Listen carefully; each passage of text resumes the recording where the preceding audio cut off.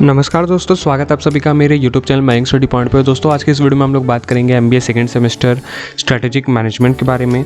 दोस्तों वीडियो में आगे बढ़ने से पहले मैं आप सभी को असाइनमेंट से रिलेटेड कुछ गाइडलाइन देना चाहता हूँ जो एनएमएमएस की तरफ से आया है। पहले तो ये कि आप अपना असाइनमेंट किसी को भी शेयर मत कीजिए। आप जो अपना असाइनमेंट बना रहे हो वो 0% कॉपी फ्री होना चाहिए। आपके असाइनमेंट में अगर 1% भी कॉपी आता है तो फ्यूचर में आपको कॉपी केस का इशू फेस करने को मिल सकता है और आपको फिर से असाइनमेंट बनाना पड़ सकता है। तीसरा, आप लोग असाइनमेंट जो बना रहे हो उसमें जो फॉन्ट यूज़ कर रहे हो वो एरियल या फिर टाइम्स न्यू रोमन ही होना चाहिए और उसका फॉन्ट साइज़ 12 होना चाहिए मिनिमम। और आप लोग जिस सेंटेंस को हाईलाइट अगर करना चाहते हो तो वो सिर्फ बोल्ड कीजिएगा, उसमें किसी भी कलर का यूज़ मत कीजिएगा। और पिक्चर अगर आप अपने असाइनमेंट में यूज़ करे हो एग्जाम्पल के लिए तो पिक्चर नॉन कॉपीराइट होना चाहिए वो फ़ोटो, और उसका रेफरेंस लिंक शेयर मत कीजिए क्योंकि कॉपी चेकर को कई बार ये लग सकता है कि आपने आंसर जो है कॉपी करके लिखा है कहीं से और आपका कॉपी को बिना चेक किए हुए आपको कॉपी केस दे सकता है। तो रेफरेंस लिंक शेयर मत कीजिएगा। अब बात करें अगर थ्योरी पेपर की, तो थ्योरी पेपर में आपको इंट्रोडक्शन, बॉडी एंड कॉन्सेप्ट और कंक्लूजन को ध्यान में रखते हुए आंसर लिखना है। और अगर न्यूमेरिकल पेपर का बात करें तो न्यूमेरिकल पेपर में आपको कंक्लूजन और फॉर्मुलेशन जो है वो बताना होगा। अगर आपको स्टेप यूज़ करें तो वो स्टेप्स बताने होंगे और कंक्लूजन में आपको एक्सप्लेनेशन करना होगा। तो बात करते हैं हम लोग स्ट्रैटेजिक मैनेजमेंट का। तो दोस्तों स्ट्रैटेजिक मैनेजमेंट जो है वो न्यूमेरिकल बेस्ड भी है और थ्योरेटिकल बेस्ड भी है, लेकिन इसके अंदर आज इस बार के क्वेश्चन में जो दिसंबर साइकिल के अंदर वो आया है थ्योरेटिकल बेस्ड में, जहाँ पे आपको इंट्रोडक्शन, बॉडी एंड कॉन्सेप्ट और कंक्लूजन के ऊपर बात करना होगा। दोस्तों इसके अंदर जितने भी क्वेश्चंस है वो थोड़े ट्रिकी क्वेश्चंस है और ये थोड़ा सा टफ है। इसको लिखना, इसको समझना थोड़ा सा टफ है। और ये जो मैं क्वेश्चन दे रहा हूँ ये अपडेटेड क्वेश्चन है। अगर आपके पास अपडेटेड क्वेश्चन नहीं आया है तो पीडीएफ का लिंक, इस पीपीटी का लिंक नीचे डिस्क्रिप्शन में, आप लोग वहाँ से अपडेटेड क्वेश्चन डाउनलोड कर सकते हो। यही अपडेटेड क्वेश्चन है आपके लिए। ओके, पहला क्वेश्चन 10 मार्क्स का होता है जहाँ पे 1000 वर्ड यूज़ करना होता है। सेकंड क्वेश्चन 10 मार्क्स का होता है जहाँ पे 1000 वर्ड होता है। और बाकी जो 3A और 3B होता है वो 500 ईच होते हैं और उनका मार्क्स 5 का होता है। अब हम लोग यहाँ पे क्वेश्चन नंबर 1 की बात करें तो यहाँ पे ये बताया गया कि you are the marketing director of Citibank. आप सिटी बैंक के मार्केटिंग डायरेक्टर हो।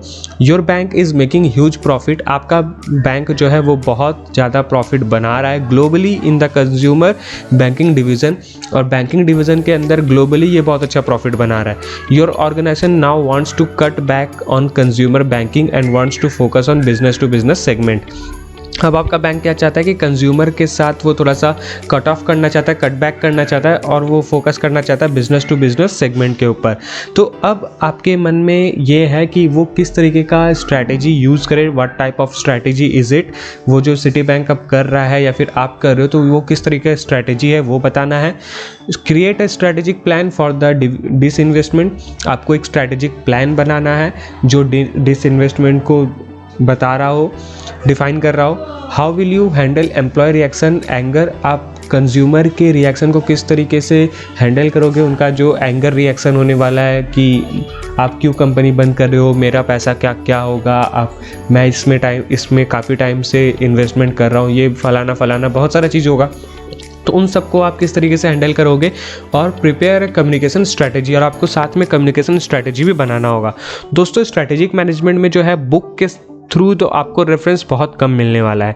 बुक में इससे रिलेटेड कोई भी ज़्यादा रेफरेंस है नहीं, थोड़ा मोड़ा रेफरेंस है जो मैं आपको इस वीडियो में बताऊंगा, तो वीडियो को लास्ट तक जरूर देखिए। बाकी आपको जो भी अपने पर्सनल नॉलेज, आपके जो अटेंडेंट क्लास है, जो आपने क्लास किए हैं, अटेंड किए, अगर नहीं किए तो क्लास को भी ज़रूर कीजिए।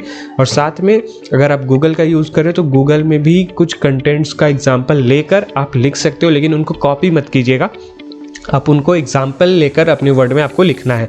तो यहाँ पे पेज रेफरेंस की अगर बात करें तो यहाँ पे पेज नंबर हम लोग 187 में चलते हैं जो हमारा ई बुक का पेज नंबर है। ई बुक में हम लोग आते हैं यहाँ पे 187 में, 187 और हार्ड बुक में 175, जहाँ पे आपको रीट्रेचमेंट स्ट्रैटेजीज़ के बारे में बताना है, पढ़ना है और उसे लिखना है। और उसके जो 4 पॉइंट्स हैं, ये स्ट्रैटेजी 1, 2, कैप्टिव स्ट्रैटेजी, ये सारे जितने भी, ये सेल आउट स्ट्रैटेजी, ये जितने भी 3-4 स्ट्रैटेजीज़ है, आपको इन सभी को पढ़ना है और अपने वर्ड में 1000 वर्ड के अंदर लिखना है। तो ये तो बात हो गई स्ट्रैटेजी का। अब आप किस तरीके का स्ट्रैटेजी यूज़ करोगे, आप गूगल में ढूंढोगे कि सिटी बैंक कौन सा बैंक है, तो सिटी बैंक एक तरह का प्राइवेट बैंक है, प्राइवेट सेक्टर का। और प्राइवेट सेक्टर बैंक किस तरीके से परफॉर्म कर रहा है, वो बिज़नेस में किस तरीके से आ रहा है, कोऑपरेटिव क्या हो रहा है, ये सभी चीज़ को आपको गूगल में करना होगा आइडेंटिफाई, और उसे अपने वर्ड में लिखना होगा इन सारे स्ट्रैटेजीज़ के साथ डिफाइन करके। आपको ये सारे स्ट्रैटेजीज़ लिखने हैं, कंपलसरी है, और इनमें से किसी एक स्ट्रैटेजी को आपको बताना है कि ये स्ट्रैटेजी इस बैंक के अंदर काम यूज़ किया जा रहा है और ये किस तरीके से हैंडल होगा, और कंज्यूमर एंगर भी किस तरीके से हैंडल होगा। वो सभी चीज़ आपको आपके गूगल में या फिर आपके जो पर्सनल बुक्स अगर आप कोई फॉलो कर रहे हो अपने ग्रेजुएशन के टाइम के, तो उसमें आपको ढूंढना पड़ेगा और आपको वहाँ से लिखना होगा। लेकिन आप कहीं से भी आंसर कॉपी मत कीजिएगा, क्योंकि NMIMS को पता चल जाता है कि अगर आप कहीं से भी कॉपी कर रहे हो तो आपको कॉपी करके नहीं लिखना ये आंसर। तो ये पहला क्वेश्चन जो है आपका सॉल्व हो गया, और हम लोग अब चलते हैं क्वेश्चन नंबर 2 में। लेकिन इसके पहले मैं आपको रेफरेंस एक बार फिर से बता देता हूँ। हार्ड बुक ई बुक 187 और हार्ड बुक में 175। रेफरेंस आपका बुक से है रिट्रेचमेंट स्ट्रैटेजीज़। ये आपका कंटेंट है जो आपको लिखना है। दोस्तों इसे बहुत सजा के लिखिएगा, और ये बहुत स्कोरिंग पेपर है, लेकिन इस बार थोड़ा सा डिफिकल्ट कर दिया गया है और ट्रिकी क्वेश्चन है, तो आपको इनको तोड़ कर ही समझना पड़ेगा। दोस्तों मैं यहाँ पे आपको बस एक हेल्प कर रहा हूँ ताकि आपको क्वेश्चन समझ में आए। मैं यहाँ पे किसी को सॉल्यूशन नहीं दे रहा हूँ कि आप अगर कोई कैलकुलेशन आए तो उसको किस तरीके से सॉल्व करोगे, वो मैं कंक्लूजन, वो मैं आंसर नहीं बता रहा हूँ कि यहाँ पे आंसर ये सही है या ये गलत है। इसे आपको खुद आइडेंटिफाई करना, आप ये करो, आपको ये खुद करना होगा। हम लोग यहाँ पे बस आपको हेल्प करेंगे कि आपको आंसर्स किस तरीके से लिखना है और वो क्वेश्चन क्या पूछ रहा है, बस। तो ये क्वेश्चन नंबर 1 हो गया। Question number 2, the IPL has never missed a season despite the pandemic. The IPL organized its season in the UAE. In the past, the IPL has organized its event in South Africa. Why would IPL be so insistent on continuing with its season despite the challenging it faced?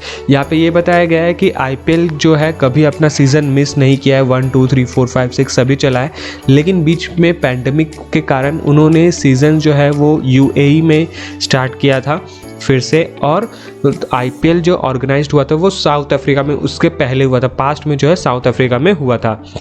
Y would IPL be so insistent, मतलब यहाँ पे आपको ये बताना है कि IPL जो है वो जो IPL चल रहा है, वो गेम ऑर्गेनाइज हो रहा है, वो इतना इंसिस्टेंट क्यों है कि उसको हर साल ही गेम प्ले करना है, चाहे वो कोविड हो चाहे कुछ भी हो, वो गेम प्ले क्यों नहीं बंद करता है, ये चीज़ आपको बताना, और उसमें क्या क्या चैलेंजेस आते हैं ये।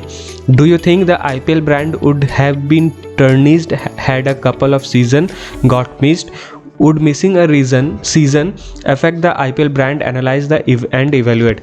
और आपको यहाँ पे ये बताना है कि ये जो भी चैलेंजेस ये फेस करते हैं IPL को हर साल चलाने के लिए, और अगर किसी टाइम उसे 2 कपल ऑफ टाइम सीज़न नहीं चलाना मिले, मतलब उसको परमिशन नहीं मिले, वो IPL नहीं चला पाए, ऑर्गेनाइज ना हो पाए, तो फिर उसमें उसका क्या इफ़ेक्ट होगा, IPL ब्रांड के ऊपर क्या इफ़ेक्ट पड़ेगा, उसको एनालिस करना है और उसको इवैल्यूएट करना है। तो दोस्तों ये जैसे आपको सीधा समझ में आ रहा है कि ये तो आपको बुक से मिलने वाला है नहीं, आपको जो करना है इसमें खुद से करना है, गूगल करके करना है, IPL ब्रांड किस तरीके से होता है वो यूज़ करना है। आप लोग मार्केटिंग का भी यूज़ कर सकते हो, मार्केटिंग के बुक का, जहाँ से आपको थोड़ा बहुत हेल्प मिल जाएगा, बहुत ज़्यादा तो नहीं, थोड़ा बहुत हेल्प मिल जाएगा कि ब्रांडिंग किस तरीके से काम कर रहा है, और उस ब्रांड में अगर कुछ गैप आता है तो वो क्या परफॉर्म करता है, उसका इफेक्ट उस पर क्या पड़ता है, ये सारा चीज़ आप मार्केटिंग के बुक में भी ढूंढ सकते हो।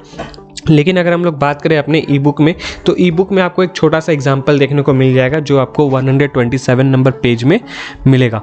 तो 127 में जाते हैं और वहाँ पे आपको स्ट्रैटेजीज, मार्केटिंग इशूज़ आपको देखने को मिलेंगे, जहाँ पे आपको कुछ सेगमेंटेशन और कुछ मिक्स बताए गए हैं, मार्केटिंग मिक्स, मार्केटिंग पोजीशन, सारे क्या है पॉइंट्स, इन सभी पॉइंट्स को आपको पढ़ना और अपने विचार इसमें देने, अपने ओपिनियन से आपको बताना है कि IPL जो ब्रांड है अगर वो किसी सेशन को मिस करता है तो उस पर क्या इफेक्ट पड़ने वाला है। ये सारा चीज़ आपको पढ़कर अपने वर्ड में लिखना है, और ये आपका सेकंड नंबर क्वेश्चन जो है सॉल्व हो जाएगा, और आपको 1000 वर्ड के अंदर लिखना है। अब दोस्तों काफ़ी लोग का मेल आता है कि सर जो वर्डिंग है वो कितने होने चाहिए, सिर्फ 1000 होना चाहिए, उससे कम बेसी भी होना चाहिए? तो दोस्तों 900 वर्ड मिनिमम होना चाहिए और 1100 वर्ड मैक्सिमम होना चाहिए, इससे ज़्यादा नहीं होना चाहिए। अगर 900 वर्ड में आप अपना आंसर कंप्लीट करो तो भी कोई मैटर नहीं करता, और 1100 वर्ड भी कर रहे हो तो भी कोई मैटर नहीं करता, लेकिन इससे ज़्यादा एक्सपेंड नहीं होना चाहिए और इससे ज़्यादा छोटा नहीं होना चाहिए। हो सकता है कोई क्वेश्चन जो होता है हार्डली 800 और 850 तक जाता है और उसके आगे नहीं जा पा रहा है, तो उसमें आपको चिंता करने की कोई बात नहीं, क्योंकि जो क्वेश्चन बनाया है वो भी समझ रहा है कि इसमें आंसर बहुत बड़ा नहीं हो सकता। तो अगर उसमें ऐसा कुछ हो रहा है तो कीजिए, लेकिन आप कोशिश कीजिए कि आपको 1000 वर्ड के नियर बाय में रखना है, 800 पे नहीं रखना है। ओके तो ये आपका कंटेंट, ये आपका रेफरेंस दिया हुआ है। अब हम लोग क्वेश्चन नंबर 3A और B में बात करते हैं। तो यहाँ पे ऊपर एक केस दिया हुआ है और उसके नीचे 2 क्वेश्चंस दिए हुए हैं। तो यहाँ पे केस क्या है, you are the head corporate strategy of Cinema Express, a successful theatre chain having 20 theatres with 80 screens in tier 2 towns of India. With the pandemic hitting hard at the theatre business with prolonged shutdowns, business has been badly hit. Along with this, consumer sentiment has been dependent deeply. जैसे कि हम लोग सभी जानते हैं pandemic के time पे तो हर एक दुकान बंद हुआ था। तो यहाँ पे वो बात कर रहे हैं सिनेमा का कि एक सिनेमा एक्सप्रेस है जो बहुत ही ज़्यादा सक्सेसफुल था, लेकिन उसका पैंडेमिक में बहुत ज़्यादा नुकसान हो गया, बहुत ज़्यादा प्रॉब्लम उसके पास क्रिएट हो गया, बहुत कुछ हो गया उसका। तो जिसके कारण कंज्यूमर का जो सेंटीमेंट है वो भी काफ़ी हट गया है, डैम्प हो गया है। तो उसको फिर से उसे ठीक करना है, वो कैसे होगा, और आप उस कॉर्पोरेट स्ट्रैटेजी के हेड हो तो आप किस तरीके से काम करोगे। As the companies heads of strategy, what strategies would you evolve in ensuring your organization remains relevant in the post pandemic world? Create a strategy plan. तो इन सभी को नज़र में रखते हुए आप एक कंपनी के हेड हो, आप कौन से स्ट्रैटेजी का यूज़ करोगे और कौन से स्ट्रैटेजी को यूज़ करके आप अपने ऑर्गेनाइजेशन को पोस्ट पैंडेमिक के लिए तैयार करोगे, और आपका क्या प्लान होने वाला है कि अभी तो कोविड चला गया, इन केस फिर से आ जाता है कोविड या फिर इससे अलग कोई पैंडेमिक, और उस टाइम पे भी सिनेमा को अगर बंद करना पड़े तो फिर आप कौन से स्ट्रैटेजी प्लान को यूज़ करोगे, ये आपको बताना है। और दूसरा क्वेश्चन ये है, how would you reposition your companies brand in the future? Create 2 new products for new theatre chain which can ensure relevance and protect the company from unforeseen circumstance.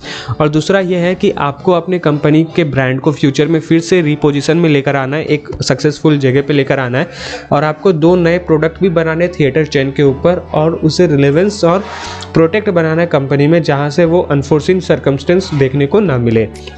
ये दोनों चीज़ आपको करना है। तो इसके लिए हम लोग चलते हैं पेज नंबर फिर से 31 में। पेज नंबर 31 में हम लोग को क्वेश्चन नंबर 3A का आंसर मिलेगा, जहाँ पे आपको स्ट्रैटेजी के बारे में बताना है, जहाँ पे a strategy of a business forms comprehensive master approach that states how the business will achieve its mission and objectives. जहाँ पे आपको स्ट्रैटेजी के बारे में पढ़ना है और बताना है, यहाँ से आपको देखने को मिलेगा स्ट्रैटेजी डेफिनेशन और the defining the competitive advantage उसके क्या क्या है, वो सारी चीज़ें देखने मिलेंगे आपको, और अलग अलग उसके टाइप्स जो होते हैं, 3 तरह के टाइप्स है, कॉर्पोरेट, बिजनेस और फंक्शनल। आपको कौन से स्ट्रैटेजीज़ को यूज़ करना है, उनका क्या काम है, ये सारा चीज़ आपको बताना है 500 वर्ड के अंदर। तो मैं ये कहूँगा कि अगर आप लोग इन तीनों के बारे में कुछ पॉइंट्स अगर मेंशन करते हो तो अच्छी बात है, और उसके बाद फिर अपना एक कंक्लूजन देते हो कि मैं एज अ हेड इस स्ट्रैटेजी को यूज़ करना चाहूँगा अपने बिजनेस को बनाने में, आगे सक्सेसफुल बनाने में, तो ये सारा चीज़ रहेगा। तो आपको कुछ आंसर इस तरीके से लिखने पड़ेंगे। तो ये आपका 3A का आंसर हो गया। और 3B में अगर हम लोग बात करें तो 161 पेज नंबर पर चलते हैं। तो 161 पेज में अगर हम लोग चलेंगे तो वहाँ पे आपको hyper competition and competitive advantage sustainability देखने को मिलेगा, जहाँ पे आपको इसे पढ़ना है और इसके जो भी डिटेल्स दिए हुए उन सभी को पढ़कर आपको अपने 500 वर्ड्स के अंदर लिखना है, अपने वर्ड में लिखना है। दोस्तों आप लोग एक सेंटेंस भी कॉपी मत कीजिएगा। अगर किसी ऑथर का वो डेफिनेशन है और वो चेंजेबल नहीं है तो आप उसको लिख सकते हो कॉपी एज इट इज़, लेकिन उसके बाद उस डेफिनेशन के बाद आपको उस ऑथर का नाम भी उसके बाद में लिखना है, जिससे आपको कॉपी केस देखने को नहीं मिलेगा। अगर आप सिर्फ वो डेफिनेशन लिख देते हो और किसी ऑथर का नाम मेंशन नहीं करते हो कि उसके द्वारा लिखा हुआ है, तो आपको कॉपी केस देखने को मिल सकता है। तो आंसर आपको इसी तरीके से कुछ लिखना है। तो ये स्ट्रैटेजिक मैनेजमेंट का पूरा 3A और 3B का मैंने आपको आंसर बताया, जहाँ पे आपको रेफरेंस ई बुक हार्ड बुक दोनों का मिल जाएगा, और कंटेंट क्या लिखना है वो भी आपको मिल जाएगा। तो दोस्तों आज के लिए बस इतना ही। उम्मीद करता हूँ कि आप सभी को मेरा वीडियो पसंद आया होगा। तो जाते हैं तो वीडियो को लाइक करें, और अगर आप चैनल पर न्यू है तो चैनल को प्लीज़ सब्सक्राइब करें, प्रेस करें बेल आइकन को भी, ताकि आपको हमारे आने वाली वीडियो का नोटिफिकेशन मिले और आप उसमें मिस ना कर सके। तो मिलते हैं हमारे अगले वीडियो पर, तब तक जुड़े रहें बैंक स्टडी पॉइंट के साथ। वीडियो को पूरा देखने का आपका बहुत बहुत धन्यवाद। अगर आपका कोई क्वेरी है तो यहाँ पे आपको डिटेल्स दिया हुआ है, आप जहाँ से मुझसे कनेक्ट कर सकते हो और मुझसे अपना क्वेरी रिजॉल्व कर सकते हो। धन्यवाद।